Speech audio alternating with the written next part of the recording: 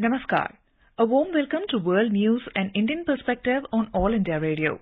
This is Renuka bringing glimpses of the major developments of the day from across the globe. Over the next half an hour, we shall bring to you the latest from the world of politics, economy, sports, entertainment and more. The headlines. Prime Minister of Australia, Anthony Albanese, arrives in Ahmedabad on a 4-day visit to India to hold India-Australia Annual Summit with Prime Minister Narendra Modi in New Delhi on Friday. India slams Pakistan Foreign Minister for raising Kashmir issue at UNSC. India to send 20,000 metric tons of wheat through Chabahar port in Afghanistan.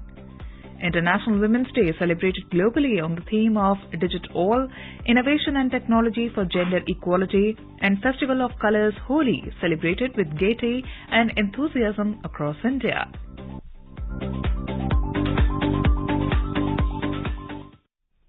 Holi, the Festival of Colours, is being celebrated across the country today.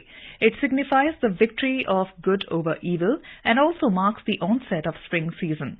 The President, Vice President and Prime Minister greeted the nation on the occasion. In her message, President Draupadi Murmu described Holi as a festival of affection and brotherhood. President Murmu wished that the festival would bring happiness, prosperity and new energy in everyone's life. Extending his wishes on the occasion, Vice President Jagdeep Dhankar said, "The vibrant colours of Holi remind the richness of the country's culture and the diversity of its people." Prime Minister Narendra Modi wished that the colours of joy and enthusiasm would always shower in everyone's life.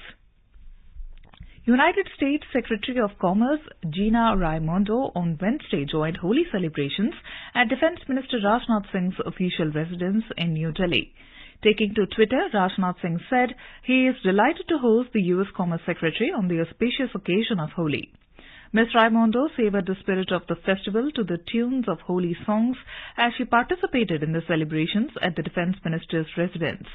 She applied colours and exchanged greetings on the occasion. Ms. Raimondo is on an official visit to India.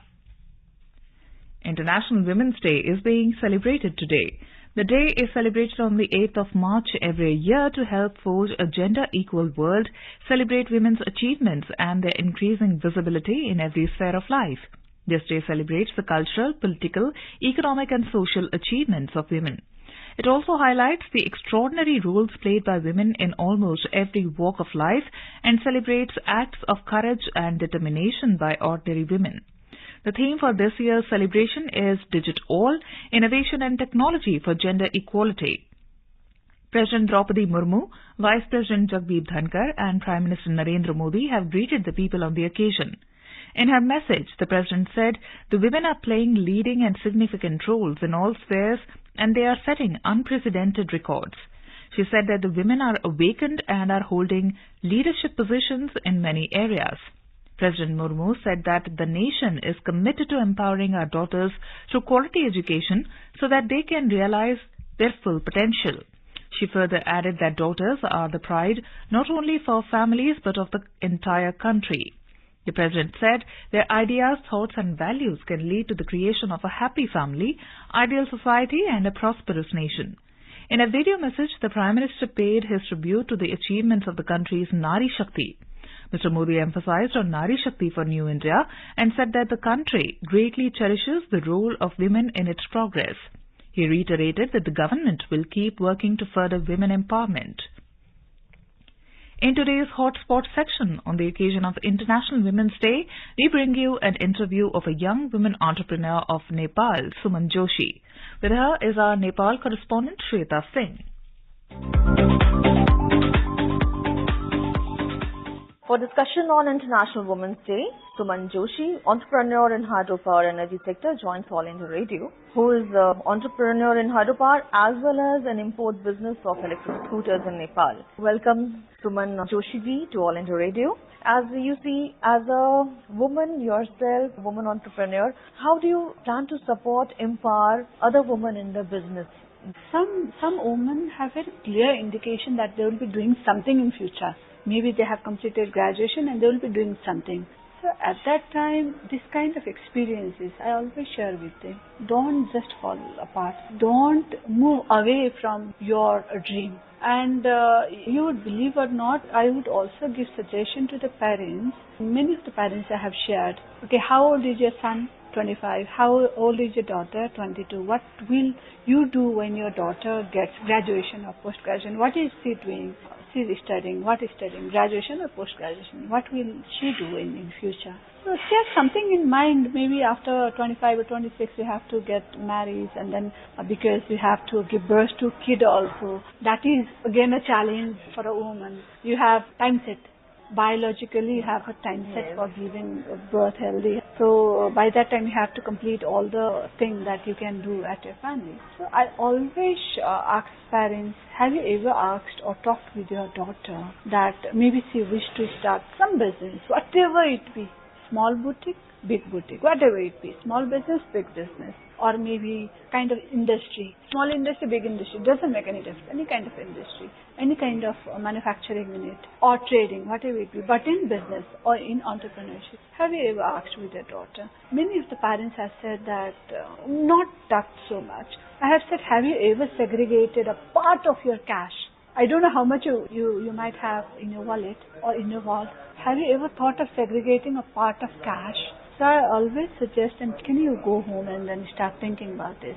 Can you just spare some amount to your daughter and say that if you have any kind of dream, this amount, this asset, whatever we have earned, also belongs to you.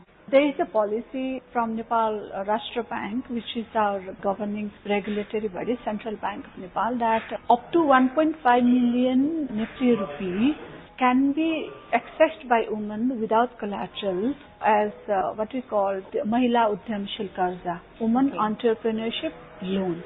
At least you should know about this information. Get the information. Who knows? You will also be eligible to get that 1 million or 1.5 million loan. Always encourage them to at least to go through 3-4 areas. One is garment, always. Second is food business. Food business is also very good. And for few women, I have also said them that if you think that you can do business, and if you are backing your feet because you don't have access to finance, I will invest on you. That's a very good initiative from your side for other young women entrepreneurs, and you're encouraging girls to do their own business.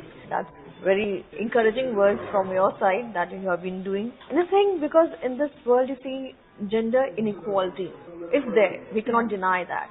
So how do you think men can be allies in the fight for gender inequality, to have equal representation of women as a workforce or in the leadership? How do we take this men as our allies?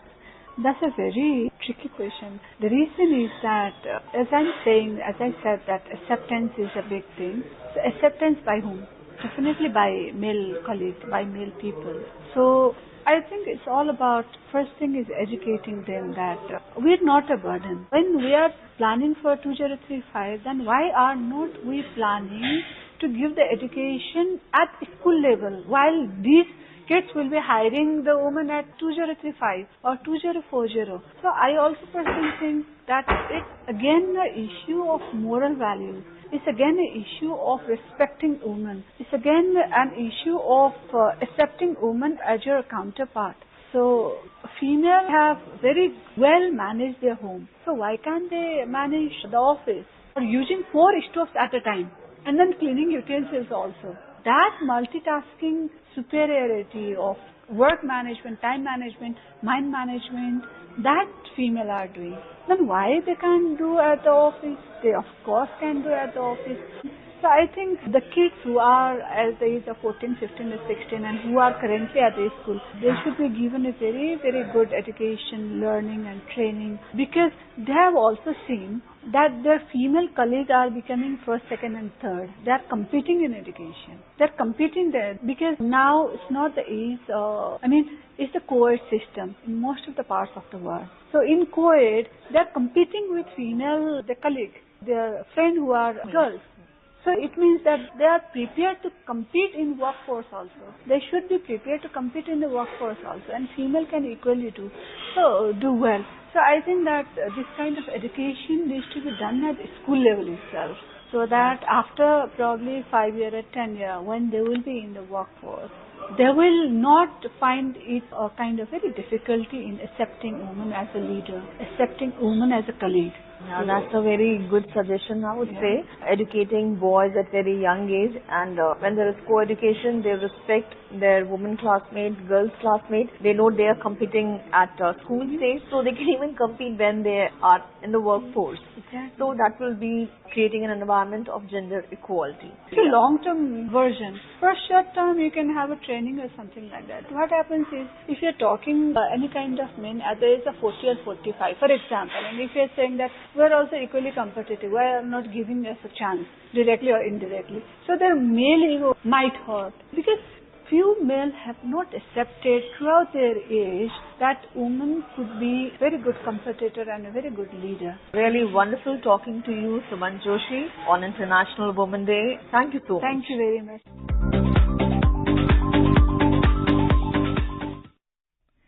This is All India Radio giving you the world news.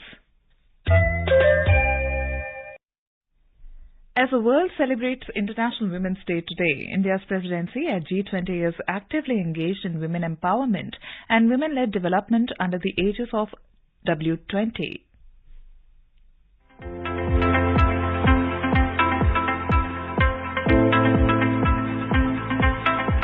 It's brilliant. So the welcome was overwhelming. I've never been welcomed that wholeheartedly, and everybody is so nice here and so much committed, so this is really a good start.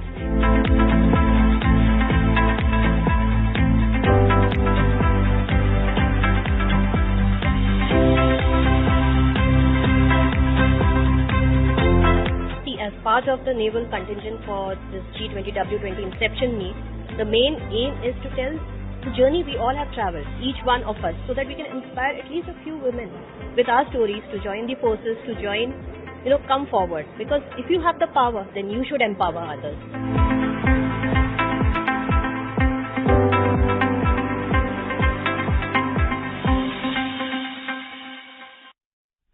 A two-day inception meeting of Women 20, an official engagement group under India's G20 presidency, was held during February 26th to 28th in Chhatrapati Sambhaji Nagar, Maharashtra. Around 150 women dignitaries from member countries, guest countries and special invitees took part in this meeting. There have been, of course, many successful experiments, but remember, this is a platform where we are also learning a great deal from the others.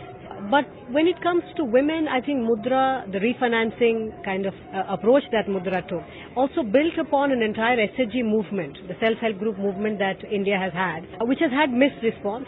But now there is an attempt to strengthen the cooperatives and strengthen the self-help groups, which again disproportionately affects the women much more. And because it affects the women, it is affecting the children in the household as well. So you really have a much larger development impact over and beyond the mere financial inclusion part of it. W20 India has adopted the 4C strategy of collaboration, cooperation, communication to build consensus and call to action to achieve its mission and goals. 5 priority areas for the W20 meeting were women in entrepreneurship, women leadership at grassroots, bridging the gender digital divide, education and skill development, and women and girls as change makers climate resilience action. This is an area that you put priority in, and this is something that you need to do. And then micro-entrepreneurs, majority of your women here, so I think India is in a right step forward. As a follow-up, the W20 will hold a conclave with academicians on March the 25th. An international meet is scheduled in Jaipur on April 13th and 14th. In between, the W20 task force will continue its public outreach programs to bring more awareness and participation from all the women stakeholders. The culmination will be at the W20 summit in Mahabalipuram on 15th and 16th of June.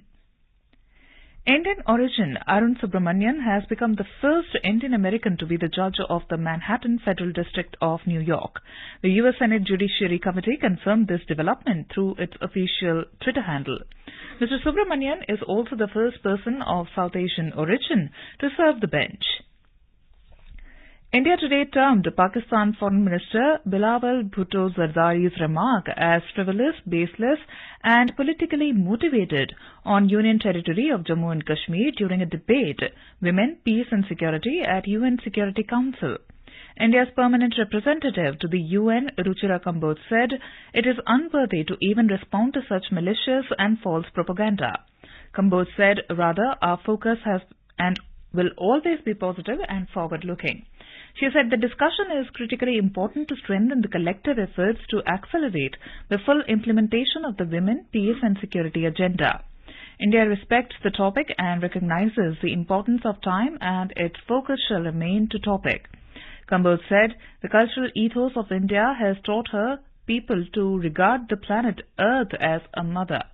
As a nation with a strong civilizational character rooted in women's empowerment and equal participation in social and economic life, India strongly believes that the progress of women is the very basis for the empowerment of a nation. And now we bring you an interview with Sri Lanka Foreign Minister Ali Sabri. With him is our Colombo correspondent, Dr. Ahmed Muin Faruqi. We have with us the Sri Lanka's Minister for Foreign Affairs, Mr. M.U.M. Ali Sabri. Mr. Sabri, you are back from India just after participating in the Raisina dialogue. Overall, how were your engagements during the visit, both the dialogue as well as the other meetings? It was very good received as far as Sri Lanka is concerned. We had very good engagement at the Raisina dialogue itself was very well organized. We had diverse views were expressed there. It actually helped us to expand our paradigms and looking at new opportunities. It gave a clear view of where India is proceeding and the opportunities for India and the world and the region. So I'm thankful for that. And on the bilateral, we had discussions and debates as to how we should proceed with it. Mr. Sabri, this was your second bilateral meeting with External Affairs Minister Dr. S. Jaishankar as well in a span of less than 2 months. What were the central ideas of the discussion in this meeting? Could you elaborate? Yes, I was very pleased to meet Dr. Jaishankar once again. He's a great supporter of Sri Lanka's recovery along with Madam Sitaraman. So with of course the blessings of Prime Minister Sri Narendra Modi. The discussions were centered around primarily as to how India could help Sri Lanka's recovery at the IMF level, at the restructuring level, and in terms of supporting through investment and more tourists to the country. And of course, we also discussed bilateral relationship and how to enhance it, how to integrate and how to follow that up. So in that sense, I thought we had a very good discussion as to how we operationalize some of the concepts we have had in our mind for a long, long period of time. That's wonderful. Meanwhile, you recently had also remarked that you hope Sri Lanka to receive more investments from India in the future. As such, West Container Terminal project, it has been the biggest foreign investment project in Sri Lanka in recent times. What has been the progress in this regard? The progress has been quite good. Actually, Colombo Port necessarily require repeat extensions and expansion. 60 to 70% of the transshipment from Colombo Port is linked with India. So, in view of that, some time ago, there was a trilateral memorandum of cooperation among the government of Sri Lanka, India and Japan for the development of the East Container Terminal. Subsequently, in early 2021, Sri Lanka decided to develop ECT, that is the Eastern Terminal, on its own. And thereafter, we decided that we can invite the Japan and India to participate on the Western Terminal development. But Japan did not participate. Thereafter, Adanis on their own showed certain interest in the development of the ports in Sri Lanka. But I think they are good at it and they have developed in so many ports, both India and in the world. So for the WCT, that is the West Container Terminal, Adanis was chosen as a Sri Lankan partner. The investor and the government of Sri Lanka negotiated the necessary agreement in this regard. Actually, other than the fact that, of course, it was initially discussed as a trilateral development with India and Japan and Sri Lanka participating, Indian government had no role in that. WCT is an internal to Sri Lanka. The project is progressing well according to estimates by implementing project. Its phase 1 is, I think, scheduled to be made operational by 2024. So all good as far as Sri Lanka is concerned and the project is concerned. The use of Indian national rupees for settling economic transactions between India and Sri Lanka, it's likely to enable ease of doing business. In addition, what are the other measures that both governments are looking at in order to pave way for stronger economic partnership? There are a number of initiatives we are looking at. We are looking at connecting people to people, connectivity to be improved in terms of more flights, more ferry services and linkages between the people to people. That will probably help us, the tourism and the other areas of collaboration, and renewable energy, and to develop the Trincomalee as an energy hub, and many more investment probably in the industry, in technology transfer and IT and things like that. So there are a lot of opportunities on the pipeline. We are hopeful that we can materialize it as we go along. Thank you very much to talk to us, sir. Thank you very much. Middle East Energy 2023, the region's leading energy event, in its 48th edition showcases over 800 exhibitors from 170 countries as well as 20,000 energy professionals and utilities decision makers. India Pavilion with 37 exhibitions as coordinated by Engineering Export Promotion Council of India, Ministry of Commerce and several other exhibitors presented various innovative ideas including how to reduce carbon footprint and enhance the power utilization efficiency of renewables. India Pavilion was inaugurated by Dr. Aman Puri, Consul General of India at Dubai, on 7th of March in the presence of K. Kalimuthu, Consul, Economic Trade and Commerce, Devashish Chakrabarti, Deputy Director, and Mr. Kamal Chakrabarti, Senior Assistant Director, EEPC. Australian Prime Minister Anthony Albanese reached Ahmedabad on Wednesday. During his trip, Mr. Albanese is scheduled to visit Mumbai and Delhi as well. Prime Minister Narendra Modi and Mr. Albanese will watch the first day's play of the 4th Test match between India and Australia at Narendra Modi Stadium in Ahmedabad on Thursday. The visiting dignitary will be accorded a ceremonial welcome at the forecourt of the Rashtrapati Bhavan on Friday. He will also call on President Draupadi Murmu. Prime Minister Narendra Modi and his Australian counterpart will hold the annual summit to discuss areas of cooperation under the India-Australia Comprehensive Strategic Partnership besides regional and global issues of mutual interest. India will send 20,000 metric tons of wheat to Afghanistan through the Chabahar port in Iran. The External Affairs Ministry said that the decision was made in order to address the current humanitarian situation. Holding the first India-Central Asia Joint Working Group on Afghanistan in New Delhi yesterday, India also discussed the current political, security and humanitarian situation in Afghanistan with the participants. They emphasized the importance of formation of a truly inclusive and representative political structure that respects the rights of all Afghans and ensures equal rights of women, girls and members of minority groups, including access to education. Jammu and Kashmir government celebrated International Women's Day in a unique way. It organized a plantation program under the theme Ped Lagao Beti Ke Naam. The initiative involved women and girls in afforestation, environmental conservation and creating awareness. Over 1,000 saplings of various species were planted along the National Highway Ring Road NH44 at Chak Avtara Panchayat of Bishna Tehsil of Jammu district today by over 300 participants. Women planted saplings in the name of their daughters and pledged to protect them and carry forward this initiative in other villages also. The plantations along newly constructed highways including Jammu, Udhampur, Qaziganj, Srinagar and Jammu Ring Road stretches will help in developing green highways. During the current year, 1.35 crore saplings are being planted across all the districts of Jammu and Kashmir. In cricket, Women's Premier League WPL, the match between Gujarat Giants and Royal Challengers Bangalore is underway at Brabant Stadium in Mumbai.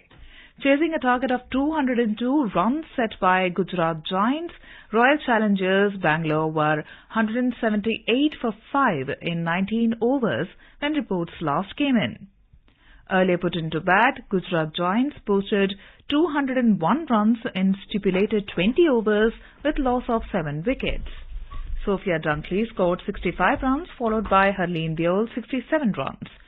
Shreyanka Patil and Heather Knight took 2 wickets each. The death toll in the explosion that took place at Gulistan area in Dhaka on yesterday morning has gone up to 18.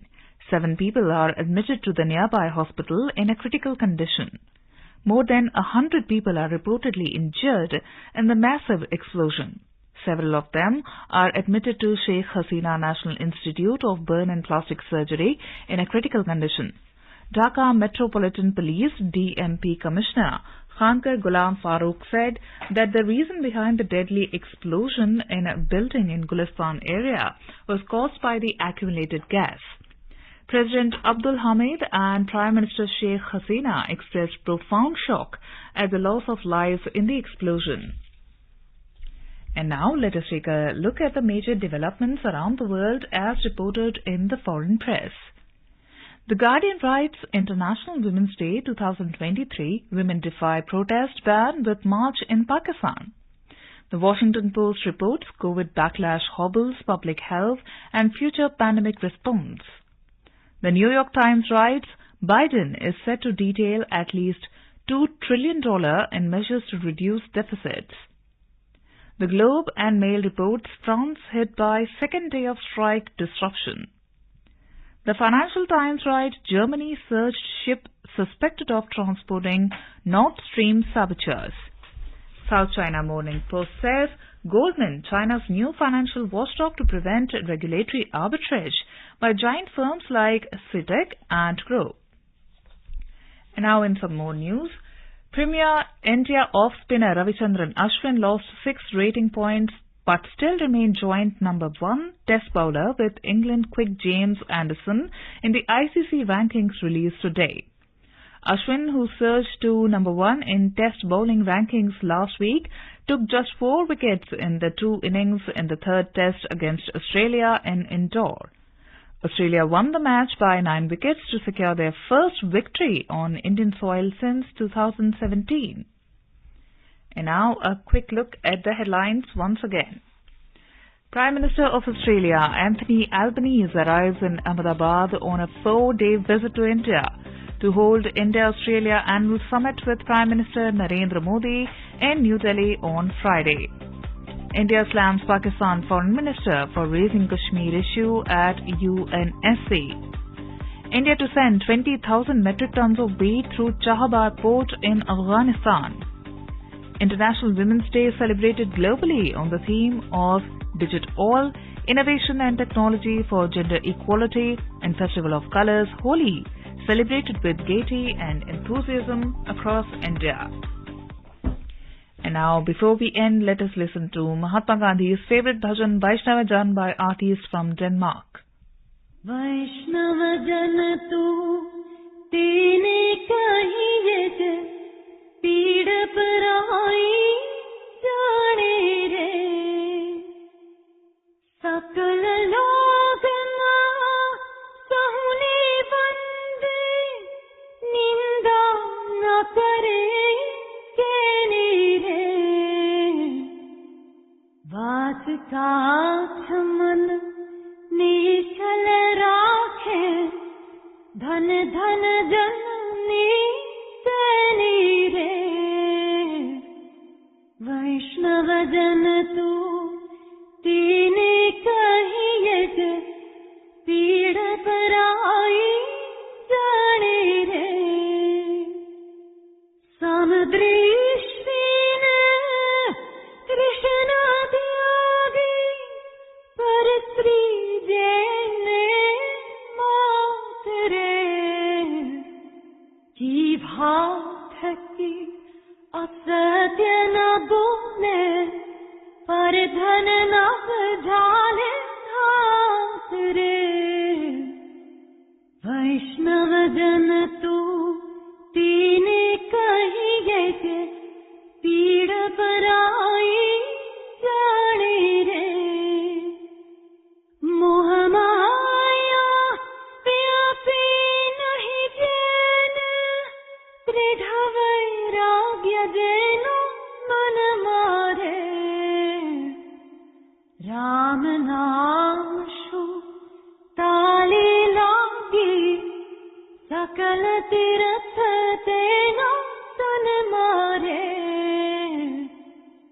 वैष्णव जन तू तीने कहिए जे पीड़ पराई जाने रे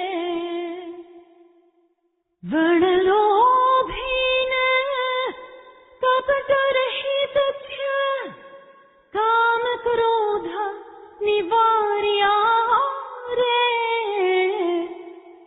भणे नरसयु तेनु दर्शन करता कुल. And with that, we end this bulletin. We'll be back at the same time tomorrow with the next edition of World News.